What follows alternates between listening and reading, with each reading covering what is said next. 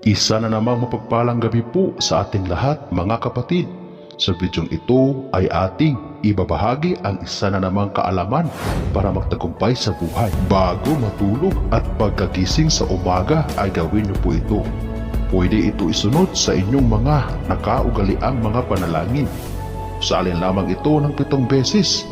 Gawin ito ng buo ang iyong pananalig at pagtitiwala na ito ay gagana para sa iyo.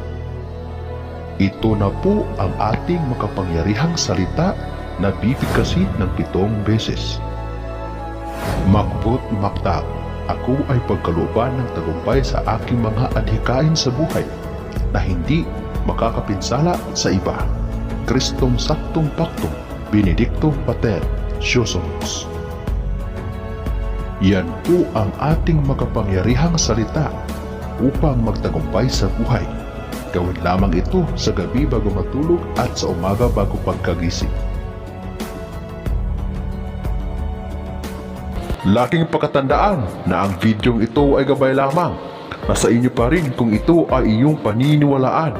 Nasa atin pa rin ang pasya, kaya kailangan pa rin nating magsikap at sabayan ng pagdarasal para tayo ay gabayan asertihin sa ating buhay.